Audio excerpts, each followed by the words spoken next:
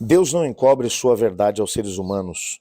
Por seu próprio procedimento, eles mesmos a obscurecem. Uau, que texto tremendo! Bom, ele é parte do nosso estudo de hoje. Hoje é sexta-feira, dia 22 de novembro de 2024, e faremos um estudo adicional do nosso tema principal da semana, que foi Cumprindo as Profecias do Antigo Testamento.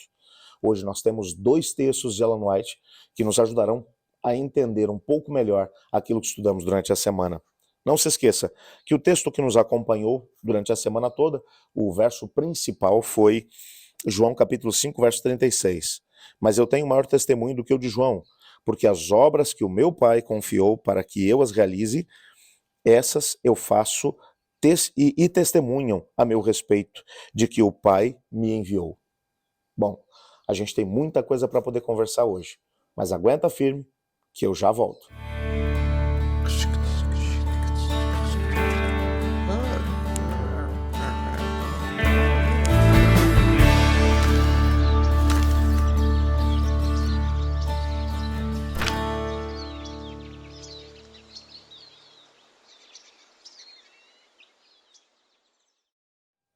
No livro Parábolas de Jesus, na página 55, nós encontramos aqui dois parágrafos que nos ajudam a entender um pouco daquilo que estudamos durante a semana.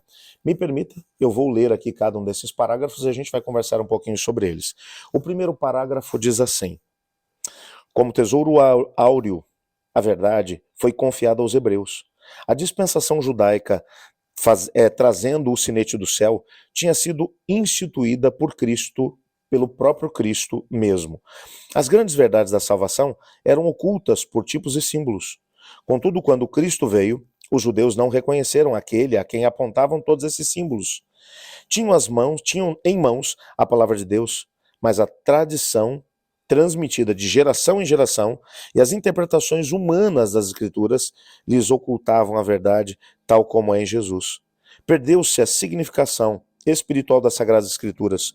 O tesouro de todo o conhecimento lhes foi revelado, mas não sabiam disso. Isso é uma coisa tremenda. Essa é uma situação realmente extremamente triste. Quando você pensa que o povo judeu foi escolhido como depositário das revelações de Deus. Desde que Abrão havia sido chamado, veja quantas revelações foram dadas. O próprio livro de Gênesis, que começa contando a história das origens, apenas os versículos 1 a 11 vão deixar, aliás, 1 a 10, porque a segunda metade do versículo 11 já introduz a história de Abrão e, a partir daí, do povo de Israel. Quando você vai olhar para a história revelada, boa parte dela é sobre esse povo, que é o povo escolhido de Deus. Deus deu a eles os segredos daquilo que seria o plano da redenção, a revelação máxima que poderia salvar toda a humanidade. E como eles tiveram dificuldade de poder compreender isso? Num primeiro momento, eles literalmente deixaram de lado a revelação de Deus, porque se encantavam com aquilo que era a adoração pagã dos povos entre os quais eles estavam inseridos na terra de Canaã. Por isso, a Bíblia vai mencionar que eles adoraram aos deuses dos cananeus e se prostraram diante deles, queimaram os próprios filhos em sacrifício. Durante séculos, o Senhor Deus enviou profeta após profeta, com orientações, tentando os trazer de volta. Percebendo que eles não estavam abertos a isso, Israel, enquanto nação, estou falando agora do Reino do Norte, no ano 622 a.C., foi invadido pelos assírios, que destruiu a sua capital e deportou os israelitas que ali viviam, as 10 tribos, portanto, que foram espalhadas por entre as nações e nunca mais foram reunidas de volta como povo. Nessa mesma época, lá em Jerusalém, agora no Reino do Sul, o Reino de Judá, um dos descendentes de Davi, o rei Ezequias, percebeu o que estava acontecendo no Reino do Norte. O Reino do Norte, que teve 19 reis, distribuídos em 18 dinastias, todos eles foram maus e desconsideraram a palavra de Deus.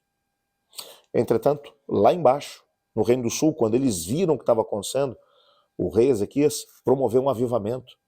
Aliás, ele constituiu pessoas, sacerdotes, que passaram por todo o país ensinando a Bíblia, a palavra de Deus, para as pessoas, para que a adoração a deuses falsos fosse abandonada.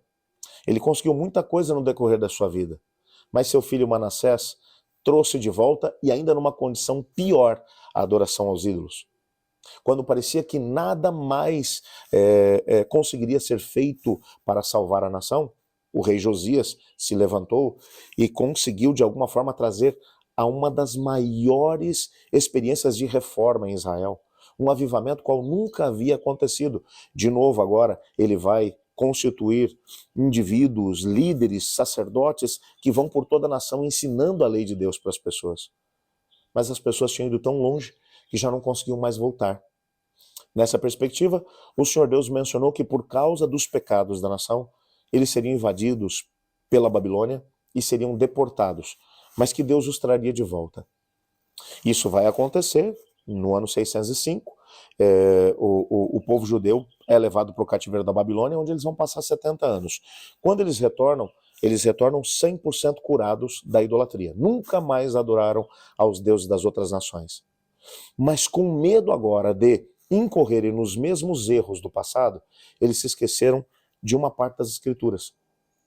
A parte que dizia que Deus havia chamado Abraão por causa das outras nações. Ele vai dizer, em ti serão benditas todas as famílias da terra. O que vai acontecer é que os judeus agora, depois do cativeiro, eles se fecham como nação. Eles não estão minimamente abertos a conviver com outras nações, nem mesmo a pregar para outras nações. Eles querem simplesmente viver a experiência de interação com Deus, de ser povo de Deus, mas por causa deles mesmos. E isso só vai se intensificar com o passar dos anos. Até que quando Jesus vem, bom, as outras nações eram vistas como gente de segunda linha. O povo samaritano, bom, esses eram vistos com um valor menor do que o valor de um animal.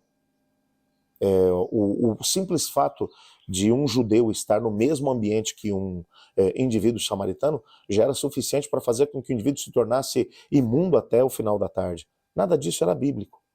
Mas eles pegaram alguns conceitos da Bíblia e aplicaram para que a sua teologia de um povo fechado e isolado das demais nações pudesse ser comprovado.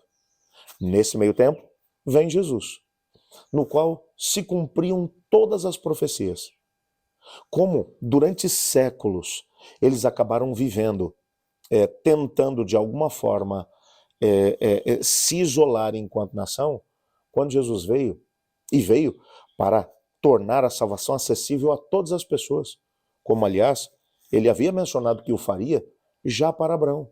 Em ti serão benditas todas as famílias da terra. Eles não estavam abertos a isso. Por isso foi tão difícil a eles entender a mensagem do Senhor. Bem, no segundo parágrafo, volto a repetir, estamos falando aqui do livro Parábolas de Jesus, na página 55. O segundo parágrafo mencionado aqui diz o seguinte: Deus não encobre sua verdade aos seres humanos, por seu próprio procedimento, eles mesmos a obscurecem. Cristo deu aos judeus provas abundantes de que era o Messias, mas seus ensinamentos exigiam deles uma reforma radical de vida. Professavam crer no Antigo Testamento, contudo recusavam aceitar o testemunho contido nele a respeito da vida e caráter de Cristo. Temiam deixar-se convencer para não serem convertidos e obrigados a renunciar às suas opiniões pré-concebidas. O tesouro do Evangelho, o caminho, a verdade e a vida estava entre eles, mas rejeitaram a maior dádiva que o céu poderia lhes outorgar. Você percebe que o que ela está dizendo aqui é simplesmente o seguinte: os judeus da época de Jesus, estamos falando agora especificamente dos líderes religiosos, não é que eles não entenderam o que Jesus estava fazendo, a interpretação que Jesus deu a respeito das Escrituras Sagradas. Não. É que essa interpretação desconsiderava tudo aquilo que era humano no aspecto da profecia bíblica. Tudo aquilo que havia sido construído por gerações, desde que Israel havia retornado do cativeiro da Babilônia, que os judeus tinham retornado do cativeiro da Babilônia, que agora para tentar salvá-los do mal que os havia levado para o cativeiro, aquele muro que os separava das outras nações. Eles agora, por causa disso, eles, para poder evitar que as pessoas se sentissem atraídas a outras nações, eles vão simplesmente tomar uma postura completamente radical. Que postura é essa? Eles vão trabalhar para tentar impedir que as pessoas se misturem com outras nações. Então eles pegam alguns textos bíblicos, fazem a sua própria interpretação e constroem uma teologia, que é na verdade um estudo a respeito de Deus e daquilo que Deus revelou.